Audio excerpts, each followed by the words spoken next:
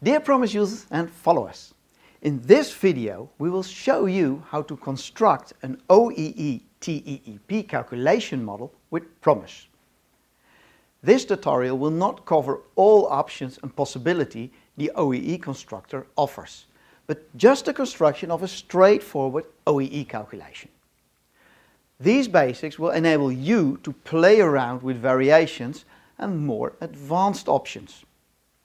You can always contact your local ProMISe supplier for questions on how to best utilize the features in your specific case. Let's get started. From the module bar, select the Admin module. Then choose the OEE Constructor. The OEE Constructor guide will pop up. If you not already have seen the video about the OEE Constructor guide, we urge you to view this video before continuing. You find the link to the Constructor guide video above here. Follow the flow of the constructor to locate the Define OEE calculation block. You will see that the availability of a TCE is a prerequisite for the construction of an OEE calculation. For information on TCEs, we recommend you to watch the video linked above here. We also left links to the video about all OEE management in the comments below. So, click on the TCE block to see if there is at least a single TCE defined that we can use in the OEE calculation. Here we see that there are at least 3 TCE definitions available to use. Hence, the prerequisite is fulfilled. It is also possible to add external additional factors to your OEE. You'll find a link to this topic above and in the description below. In this case, we have a speed factor available, so we can use this as well in our OEE calculation. To define an OEE calculation, select the Define OEE calculation block in the constructor. If in your company someone already defined OEE calculations, they will be listed over here. In this tutorial, we find 2 existing calculations models. However, to construct a new one, click the plus icon below the list. Fill in a title for this calculation. Then select the production line from the ProMISe matrix that this new OEE applies to. In additional information about this calculation that describes the who, hows and whats of this calculation model, so anyone can understand the purpose of this model and why you build it. Once complete, continue to step 2, the calculation model. First, you have to add a TCE to the model to provide the model with a reference time frame. Click the plus icon next to Add TCE. A dialog with the list of predefined TCEs is presented. In this case, we will select the 3rd TCE with a reference frame of 24 hours. Now continue to step 3. Define the calculation model.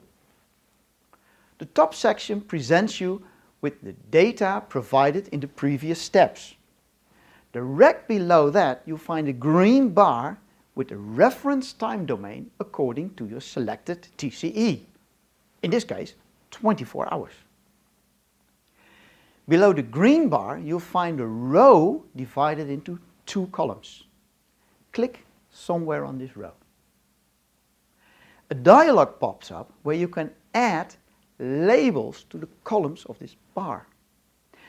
The gray area represents the time domain considered as a loss compared to your reference frame. The white area is the time domain where potentially you can utilize your process given the availability of human resources. The division of the white area by the green area is your first OEE TEEP factor.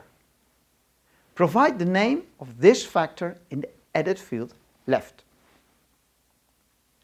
Now fill in the labels you like to use for both the loss part and the productive part.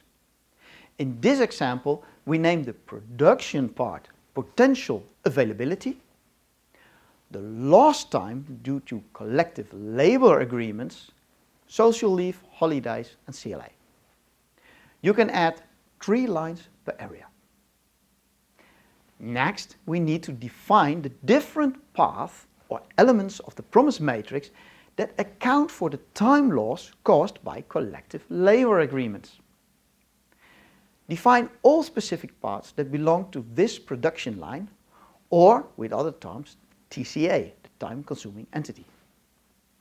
In this case, everything booked within production line A under the topic HR social leave. There is also an option to add general path to a specific downtime component. These would be occurrences that cause downtime of this TCE, but find the root cause on a higher and or external level. For example, a power blackout of a general grid.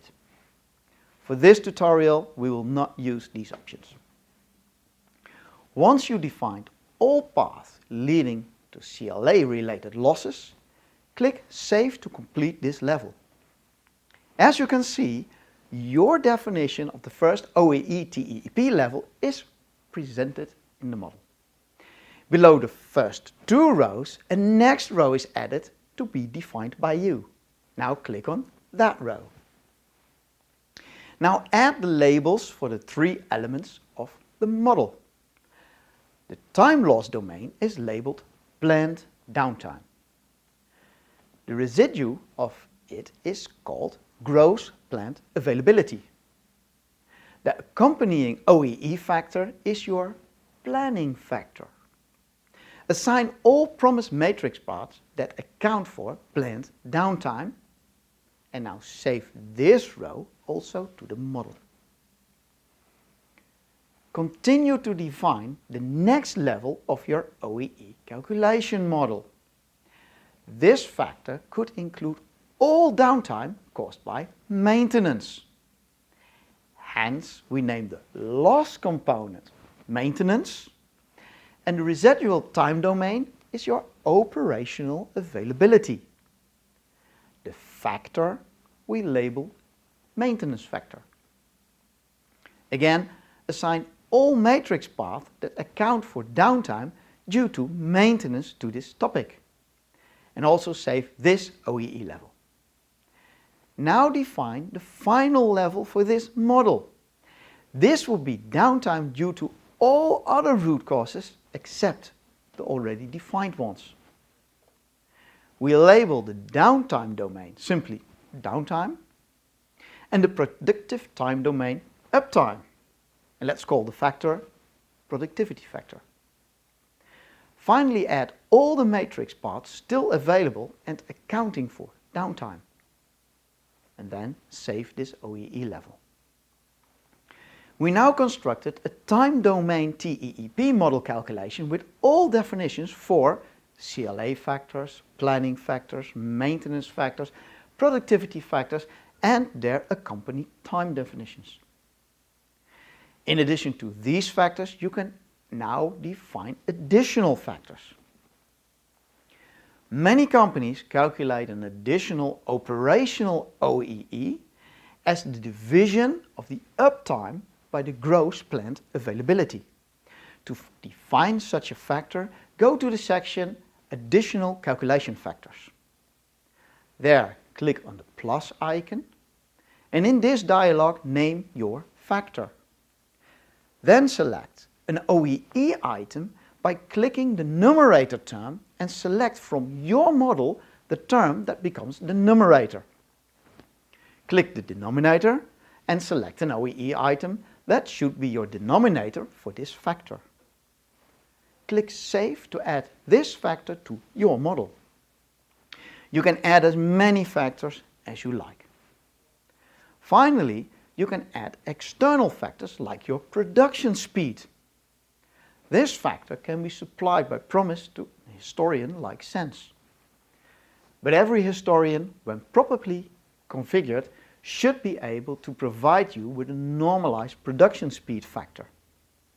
To add an external vector, see link above about external factors, unfold the top external factor section and click the plus icon to add an external factor.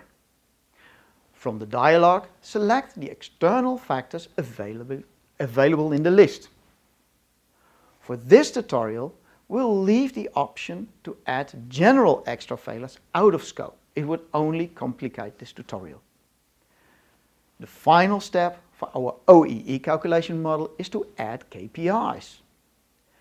Therefore, continue to watch step 4 by clicking the Define KPIs button. This opens the Define KPI screen.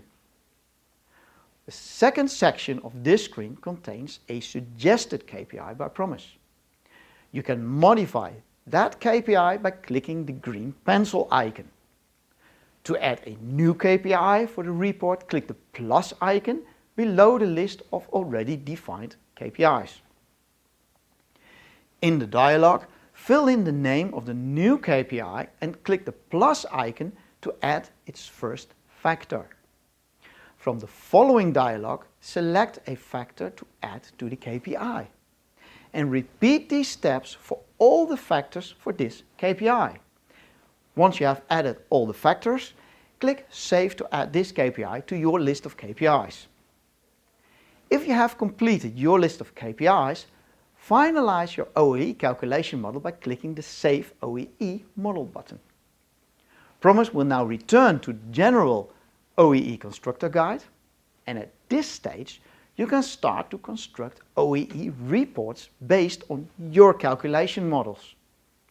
Constructing reports is covered in a separate video.